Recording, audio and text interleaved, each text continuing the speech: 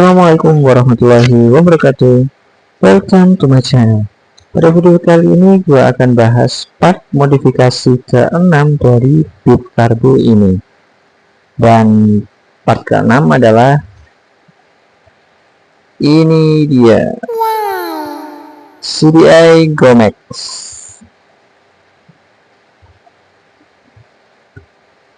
Oke, penasaran gimana? Langsung aja kita bahas. Oke cuy, jadi untuk CDI Gomex ini gue beli kemarin ya. Ini udah gue buka sih sebenarnya. Jadi untuk CDI sendiri itu kan bertugas sebagai penyedia pengapian ya, pengapian di motor karbu. Dan kenapa gue beli ini tuh karena memang udah banyak yang review katanya bagus dan bisa ningkatin performa gitu. Dan harganya pun juga lumayan terjangkau karena gue dapet CDI ini dengan harga under 100.000 cuy. Kalau dari packagingnya seperti ini ya, pakai plastik seperti ini. Terus di bagian belakang ini itu ada kayak skemanya ya, isiannya CDI itu seperti itu. Hyperband CDI, dan ini ada grafik dinonya lah. Tapi kok tulisannya CRF 250 ya. Padahal ini punya bit ya. Dan fiturnya ada blue eyes, automatic low voltage, standby mode, dan seperti itu ya. Bisa kalian baca sendiri. Dan kita fokus ke sini ya, kok ke keuntungan pakai CDI Gomex ini. Dan di sini dikatakan dapat meningkatkan horsepower hingga 20%. Ya ini harus biar tahu harus di dino sih emang. Terus mempercepat respon dan akselerasi, putaran mesin bertambah hingga 2000 rpm.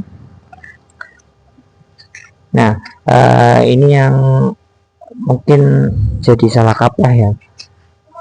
Banyak yang bilang CDI Gomex ini itu CDI unlimited yang nggak pakai limiter ya, tapi yang benar adalah CDI ini tetap masih punya limiter, tapi limiternya itu lebih tinggi daripada CDI standar. Jadi kalau CDI standar mungkin limit di 9.000 sampai 10.000 rpm, kalau CDI Gomex ini bisa mungkin karena di sini keterangannya 2000, berarti 11.000 sampai 12.000 rpm gitu. Lagi hemat pemakaian bahan bakar, hemat usia pemakaian aki. Ya, kurang lebihnya sih seperti itu ya. Kita buka dulu ya. Nah, seperti inilah penampakannya CDI Gomex. Kalau sekilas sih ya hampir sama aja sih sama CDI standarnya. Ada kelihatannya ada kodenya juga, horsepower CDI. Oke, cuman kalau dibandingkan dengan CDI standar, untuk bagian soket ini itu kayak lebih tipis aja sih, ini yang putih sama yang ini. Jadi ya mungkin ya memang karena harganya murah sih ya. Kalau belakangnya sih ini ya sama aja sih kalau dari segi tampilan gitu. Dudukannya itu juga kalau dipasang di dudukan bagasi CDI nya itu agak kurang pas sih, tapi tetap masih bisa masuk kok. Berat CDI ini juga hampir sama ya, sama CDI standarnya gitu, sekitar 200 graman lah, 200 gram lebih. Nah, langsung aja kita pasang di motornya. Oke, jadi seperti ini ya untuk penampakannya ketika udah dipasang. Dan ini PNP sekali tanpa rubah apapun.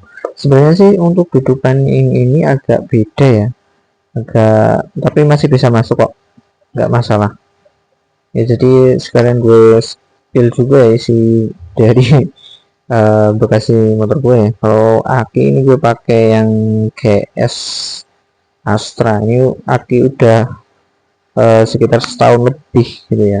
Terus ini pendek starter, ini juga bukan yang ori, dari SKR ini mereknya. Sama paling ya ini saklar. Kalau ini saklarnya ori. Nah, oke, kita langsung tes aja buat starternya. Katanya sih untuk starternya itu jadi lebih enteng ya. Ya apa enggak? Ya langsung aja kita coba ya. Ya, udah nyala.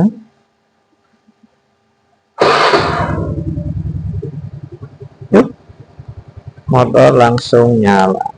Dan emang bener ya untuk starter tangannya itu jadi responnya tuh lebih cepet aja gitu, dibandingkan dengan CDI yang sebelumnya. Itu ketika pakai ini memang jadi lebih enteng. Nah, untuk tes jalannya insya Allah bakal gue tes besok ya, soalnya besok juga gue ada acara ke ZRC Purbalingga. Soalnya gue mau powder coating ulang silinser knalpot CSR gue cuy. Kalian testing CDI Comac ini buat jalan. Kita tes seperti apa performanya. 2000 years later.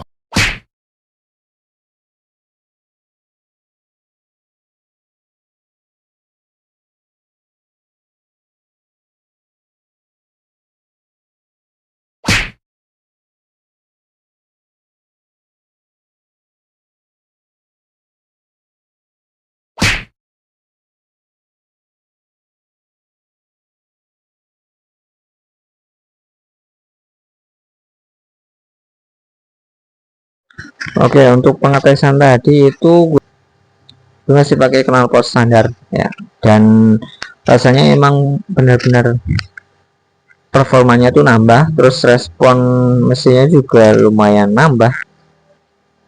Dan gue ngerasain sendiri ketika di RPM atas itu 80 ke atas ke 100 dan mungkin bahkan bisa lebih lagi ya, itu naiknya juga cepet.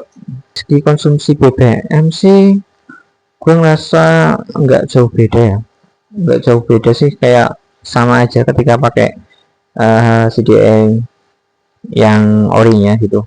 Tapi performa ketika di RPM atas itu benar-benar ya kerasa ada bedanya kalau dibandingkan dengan ketika kita pakai CDI standarnya gitu.